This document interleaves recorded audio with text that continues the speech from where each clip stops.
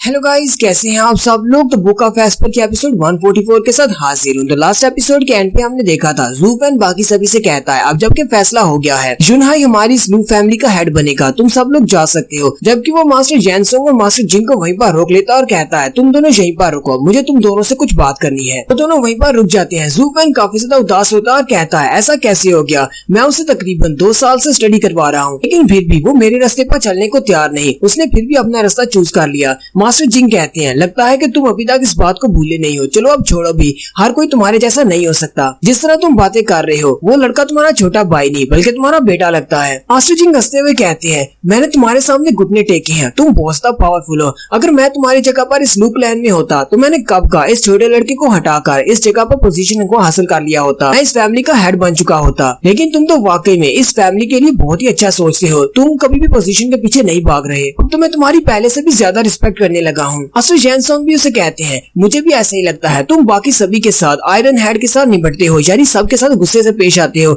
लेकिन लू फैमिली वालों के साथ बहुत ही अच्छे से पेश आते हो, जैसे कि ये तुम्हारे कुछ बहुत ही ज्यादा अपने हैं, हालांकि तुम सिर्फ इनके एक बटलर हो। तो इस बारे में सोच भी नहीं सकता कि आखिर लू फैमिली वालों ने तुम्हारे सर पर ऐसा कौन सा बड़ा एहसान कर दिया है जिसकी वजह से तुम इनका साथ छोड़ने को तैयार नहीं हो, हालांकि अपनी जान देने को तैयार हो, ताकि तुम तो उनके बच्चों को भी पाल रहे हो। ज़ूफेन कहता है इन दोनों का जो बाप था यानी कि जो पुराना हेड था उसके साथ तो मेरा कोई भी ताल्लुक नहीं, मुझे कुछ भी याद नहीं है कि उसके साथ मेरा रिलेशन कैसा था, और ना ही इनका मेरे सर पर कोई एहसान है। मैं तो यहाँ पर इस श्रापित हार्ट मैजिक की वजह से हूँ कि इस लड़की मिस जिया ने मेरे दिल पर कर्ज किया हुआ है। ज़ूफेन सबसे कहता है चलो इन सारी बातों को छोड़ो, तुम दोनों ने बहुत सारी जगहों को घुमा फिरा है, तुम दोनों इस पूरे कॉन्टिनेंट को जानते हो, मुझे ये बताओ क्या तुम दोनों ने कभी कुछ ऐसे एक्सपर्ट्स को देखा है जो कि फायर और वाटर के एट्रीब्यूट्स को कंट्रोल करने के माहिर हो। मुझे 2 एक्सपर्ट्स चाहिए जो कि फायर और वाटर को कंट्रोल कर सके। मास्टर जिंग से कहते हैं लेकिन तुम इस बारे में क्यों पूछ रहे हो, तुम्हें तो फायर और वाटर को कंट्रोल करने वाले एक्सपर्ट्स क्यों चाहिए। ज़ूफेन कहता है जैसा कि तुम सबको पता है कि मैंने 4 फॉर्मेशंस बनाई हुई है, इससे एक पॉइजनस ड्रैगन फॉर्मेशन है जिसे मेडिसिन किंग कंट्रोल कर सकते हैं और वो उसे बहुत ही अच्छे से कंट्रोल कर रहे हैं, जबकि दूसरी डेजलिंग गोल्ड अरे है जिसको मास्टर जिंग कंट्रोल करते हैं और वो आपके कंट्रोल करने के लायक भी है। लेकिन मेरे पास अभी भी 2 फॉर्मेशंस हैं जिनमें से एक फायर वाली है और एक वाटर वाली है। मुझे फायर और वाटर को कंट्रोल करने वाले 2 एक्सपर्ट्स चाहिए जो कि मेरे इन फॉर्मेशन को संभाल सके, क्योंकि अगर फ्यूचर में हम पर कोई अटैक होता है तो 2 अरेज को तो आप दोनों संभाल सकते हैं, लेकिन बाकी की 2 अरेज को संभालने के लिए मुझे एक्सपर्ट्स चाहिए क्योंकि वो काफी ज्यादा वीक हैं। अगर मुझे कोई एक्सपर्ट्स मिल जाते हैं तो कोई भी हम पर अटैक करेगा तो वो आसानी से अंदर घुस नहीं पाएगा, और अगर कोई इन रेस के अंदर घुस भी आता है तो फिर वो मेरे हाथ से नहीं बचेगा, वो कभी भी यहाँ से बाहर नहीं निकल पाएगा। मास्टर जिंग से कहते हैं मेरे जहन में 2 नाम आ रहे हैं, तो दोनों ही बहुत ही अच्छे एक्सपर्ट्स हैं, फायर और वाटर को कंट्रोल करने वाले। ज़ूफेन कहता है चलो फिर जल्दी से बताओ वो कौन से लोग हैं। मास्टर जिंग से कहते हैं एक का नाम रेचिंग एंसेस्टर क्यू जैनहाई है, जबकि दूसरी आइस विच है, उसका नाम जी किंग जियांग है। मास्टर जैनसोंग इन दोनों का नाम सुनते ही चलाना शुरू कर देते हैं और कहते हैं नहीं, ये दोनों मॉन्स्टर्स इन दोनों को नहीं, ये दोनों मॉन्स्टर्स तो बहुत ज्यादा पावरफुल हैं, वो दोनों बूढ़े खुसट हमारी बात को कभी भी नहीं मानने वाले और हमारी तरफ नहीं आएंगे, क्योंकि उन दोनों को रीजन स्टेट वालों ने भी अपने एल्डर्स के तौर पर इनवाइट करने के लिए कहा था, लेकिन वो दोनों नहीं माने। मास्टर जैनसोंग कहते हैं रीजन स्टेट वालों ने जब उनको मनाने की कोशिश की तो वो नहीं माने, फिर उसके बाद उन लोगों ने उन पर अटैक किया, लेकिन फिर भी रीजन स्टेट वालों को बहुत ही भारी नुकसान उठाना पड़ा, लेकिन वो उन दोनों एल्डर्स को नहीं मना सके और आज भी वो दोनों एल्डर्स वहीं पर हैं और अब उन्हें कोई भी तंग नहीं करता। ज़ूफेन कहता है और उनकी स्ट्रेंथ कैसी है, क्या वो बहुत ज्यादा स्ट्रॉन्ग है। एल्डर जियांग से कहते हैं वो दोनों ही अपनी रेडियंट स्टेज के 5th लेवल पर हैं। एल्डर जिंग से कहते हैं मैंने भी उन दोनों के साथ एक बार फाइट की थी, अगर हमारी फाइट 1-on-1 होती तो मैं उनसे जीत जाता, लेकिन वो दोनों मिलकर फाइट करते हैं क्योंकि वो दोनों हस्बैंड एंड वाइफ है, इसलिए वो दोनों हमेशा मिलकर अटैक करते हैं। इसके अलावा वो अपने फायर और वाटर एट्रीब्यूट्स को इकट्ठा भी कर सकते हैं, वो दोनों एक सिंगल अटैक भी कर सकते हैं दोनों एट्रीब्यूट्स को मिलाकर, यही उन दोनों की स्पेशल पावर है। ज़ूफेन उनकी बात सुनने के बाद कहता है तो इसका मतलब वो दोनों बुड्ढे फायर और वाटर एट्रीब्यूट्स को इकट्ठा मिला सकते हैं, ये तो बहुत ही अच्छी बात है। ज़ूफेन कहता है चलो फिर ठीक है, ये सेटल हुआ, मुझे यही दोनों एल्डर्स चाहिए अपनी फैमिली के लिए। ज़ूफेन कहता है हम लोग कल निकलेंगे उन्हें लेने के लिए। मेडिसिन किंग उसे कहते हैं लेकिन हम लोग उनको मनाएंगे कैसे, रीजन स्टेट वालों के लिए वो नहीं माने तो तुम्हारे लिए कैसे मानेंगे। ज़ूफेन कहता है तुम्हें किसने कहा कि मैं उनको जाकर इन्विटेशन देने वाला हूँ, मैं हमेशा फोर्स का यूज करता हूँ और दिमाग का यूज करता हूँ, अब तुम देखते जाओ कैसे मैं उन दोनों एल्डर्स को वापस लेकर आता हूँ। ज़ूफेन मास्टर जिंग से कहता है मास्टर जिंग आपके पास टोटल 3 पिल थी, अभी भी उनमें से 2 पिल आपके पास हैं, एक तो आपने खा ली थी। मास्टर जिंग से कहते हैं हाँ मेरे पास अभी भी 2 पिल मौजूद है, रेयर पिल को मैं कैसे अपने हाथ से जाने दे सकता हूँ, मैंने उनको बहुत ही संभाल कर रखा हुआ है। मास्टर जिंग और मास्टर जैनसोंग दोनों ही हंसना शुरू कर देते हैं क्योंकि ये वही वाली पिल है जो कि उसने मास्टर जिंग को खिलाकर उसे अपनी साइड पर ले आया था। एक सीन में दिखाते हैं कि ज़ूफेन यहाँ से एल्डर जिंग के साथ चला जाता है, मिस जिया को जब इस बारे में पता चलता है तो वो काफी ज्यादा गुस्सा हो जाती है और हैरान भी होती है कि ऐसा उसने कैसे किया, वो बिना बताए यहाँ से कैसे जा सकता है। उसे पता है कि जुनहाई मार्शल डोकू के साथ यहाँ से जाने वाला है। अगर एक बार वो यहाँ से चला गया तो वो 6 महीने तक वापस नहीं आएगा।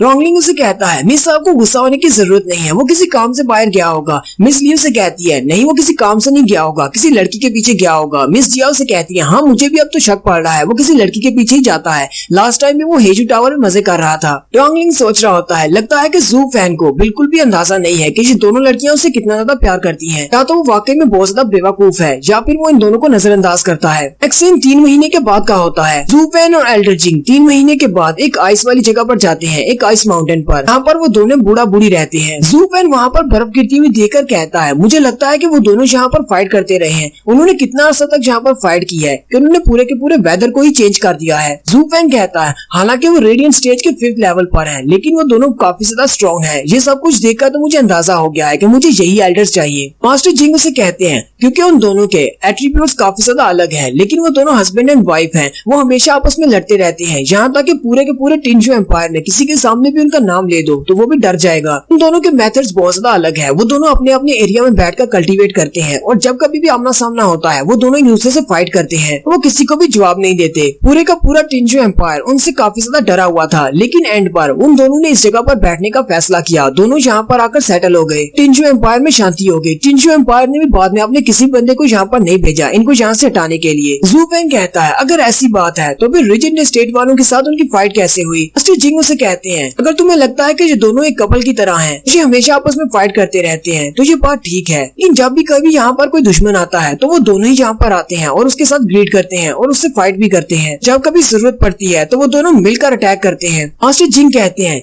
जब रिजेंट स्टेट वाले यहाँ पर आए थे वो अपने साथ 10 रेडियंट स्टेज के मास्टर्स को लेकर आए थे, लेकिन इन दोनों ने अकेले ही उन 10 के 10 को इतना ज्यादा पीटा कि वो सारे पीछे हटने पर मजबूर हो गए। जू फैन कहता है तो अब मुझे समझ आ गई है कि ये दोनों एक दूसरे के साथ फाइट करते हैं और दोनों एक दूसरे से अलग रहते हैं, लेकिन फिर भी ये दोनों एक दूसरे से प्यार करते हैं। इसीलिए तो जब जरूरत पड़ती है ये एक दूसरे की हेल्प करते हैं। वो दोनों अपनी डिसर्निंग फील्ड को एक्टिवेट करते हैं और कहते हैं लगता है कोई यहाँ पर आ रहा है। जू फैन कहता है एल्डर ली क्या आपको याद है कि आपको कौन सा नाटक करना है। एल्डर ली से कहते हैं हाँ मुझे सब कुछ याद है। तो सबसे पहले वहाँ पर बुड्ढे जैनहाई की एंट्री होती है। मास्टर जैनहाई वहाँ पर आते हैं और कहते हैं बच्चे लिंग जियांग तुम यहाँ पर क्या कर रहे हो, तुम फिर से मार खाने के लिए आए हो क्या। जू फैन उसकी फायर की तरफ देखता है और कहता है इसकी बेसिक फायर तो बहुत ज्यादा प्योर है। मास्टर जिंग आगे बढ़ते हैं और कहते हैं एल्डर जैनहाई काफी अरसा हो गया है आपसे नहीं मिला, तो आप काफी ज्यादा स्ट्रॉन्ग हो चुके हैं, पहले से तो बहुत ज्यादा स्ट्रॉन्ग हो गए हैं, लेकिन आप अपनी पावर्स का प्रेशर इस तरह क्यों रिलीज कर रहे हैं। मैं तो आपका जूनियर हूँ, जूनियर के सामने ऐसा नहीं करना चाहिए। मास्टर जैनहाई उसे कहते हैं तुम और रिजेंट स्टेट वाले सभी एक जैसे हो, तुम तो अब उनके साथी बन चुके हो। तुम्हारी रिजेंट स्टेट के 10 एल्डर्स यहाँ पर आए थे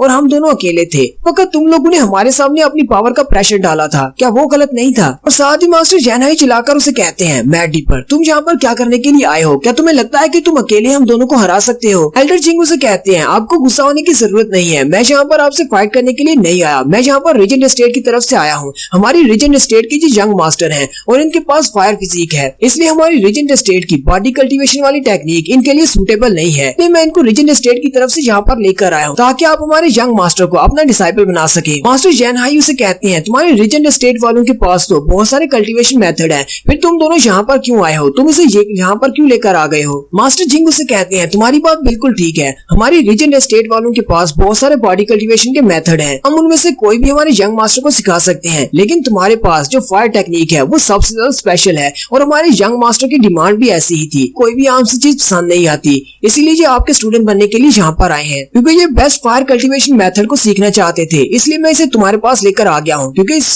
पूरे एम्पायर में तुम्हारी फायर कल्टीवेशन सबसे बेस्ट है। मास्टर जैनहाई उसे कहते हैं हाँ तुम्हारी बात तो बिल्कुल ठीक है कि मेरी फायर टेक्निक सबसे बेस्ट है, लेकिन फिर भी रिजेंट स्टेट वालों के लिए मैं कुछ भी नहीं करूंगा, वो हमारे दुश्मन हैं। फिर वो मास्टर जिंग से कहते हैं जिंग टियान लगता है कि तुम काफी ज्यादा चेंज हो गए हो रिजेंट स्टेट वालों को ज्वाइन करने के बाद, अब तुम उनके तलवे चाटते रहते हो जो उनके यंग मास्टर को यहाँ पर लेकर आ गए हो। तुम्हें नहीं लगता कि अगर ये लोग वाकई में यंग मास्टर को मेरा स्टूडेंट बनाना चाहते हैं तो रिजेंट स्टेट के एल्डर को खुद यहाँ पर आना चाहिए था, लेकिन उन्होंने यहाँ पर तुम्हें भेज दिया क्योंकि वो सब लोग मुझसे काफी ज्यादा डरते हैं। जबकि मास्टर जिंग सोच रहे होते हैं इस बूढ़े को तो पता ही नहीं है कि इसके साथ क्या होने वाला है, एक बार ये इस पिल को खा ले उसके बाद देखते हैं तुम हमारे सामने स्प्राइट के साथ खड़े हो सकते हो या नहीं। मास्टर जिंग चिल्लाकर उसे कहते हैं अपनी बकवास बंद करो, क्या तुम हमारे इस लड़के को अपना स्टूडेंट बनाओगे या नहीं।